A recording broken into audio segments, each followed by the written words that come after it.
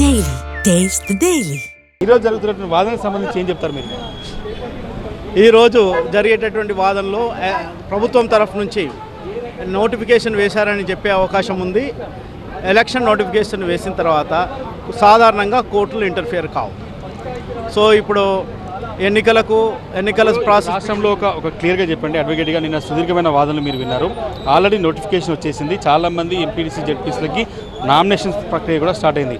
Court election ప్రాసెస్లో జోక్యం చేసుకునే అవకాశం ఉందా లేదా? లేదు. ఎలక్షన్ ప్రాసెస్లో కోర్టు వారు జోక్యం చేసుకోరు.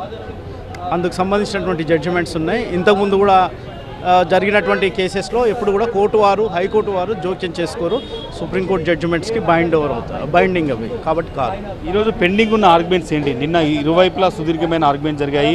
మీరు ఆర్ కృష్ణ తరఫున రిప్రజెంట్ చేస్తున్నారు. మీ వాదన ఎప్పుడు వినిపించే అవకాశం ఉంది? మాది పెటిషన్ ఇంప్లీడ్ పెటిషన్ ఉంది. ఆ పెటిషన్ ఇవ్వాలా అలో చేస్తారు. చేసిన తర్వాత మా వాదనలు ఉంటాయి అనుకుంటున్నాం. అయితే నిన్న కోర్టు వారు ఏం చెప్పారంటే ఫస్ట్ ఇంటీరియం ఆర్డర్స్ అనేటటువంటిది ఏం లేదు కాబట్టి అన్ని ఫైనల్ హియరింగ్లో మీ అందరు ఆ వాదనలు వింటామన్నట్టుగా చెప్పారు. ఫైనల్ హియరింగ్ వరకు కాకుండా ఇప్పుడు ఏదైనా ఇంటీరియం ఆర్డర్స్ ఇచ్చేది ఉంటే, మేము మధ్యంతర ఉత్తర్వులు ఇచ్చేది ఉంటే మా వాదనలు మేము అడ్వాన్స్ చేస్తాం. 28 మంది ఇంప్లీడ్ పిటిషన్లు వేశారు బీసీ సంఘాల తరఫున చాలామంది. వాళ్ళందరి వాదనని కోర్టు విన్న తర్వాతనే ఆర్డర్ వస్తుందా, లేదంటే కేవలం ప్రభుత్వ వాదన మాత్రమే వింటుందా? ఇక్కడ రెండు విషయాలు ఉంటాయి. ఫస్ట్ స్టెప్ ఈ పెటిషన్లో అలో చేయాలి. మా పెటిషన్స్ని అలో చేయమని మేము నిన్న చెప్పాము.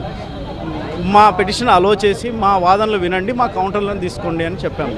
సో కోర్టు వారు అన్నది ఏంటంటే మేము డిస్మిస్ చేయాలని అనుకుంటే మీ పిటిషన్లు వినాల్సిన అవసరం ఇప్పుడు లేదు కదా, అలో చేయాల్సిన అవసరం లేదు కదా అన్నారు.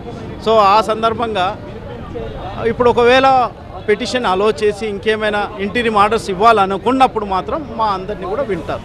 చెప్పండి, నిన్న జరిగిన ఆర్గ్యుమెంట్స్లో ఆల్మోస్ట్ ఆల్ ఏదైతే పిటిషన్ల వాదన కావచ్చు, లేకపోతే మీ తరఫున కావచ్చు, ప్రభుత్వం తరఫున ఆర్గ్యుమెంట్స్ చూసిన తర్వాత కోర్టు ఈరోజు ఇంకా ఏ వాదనలు ప్రభుత్వం తరఫున రవివర్మ వినిపించే ఛాన్స్ ఉంది?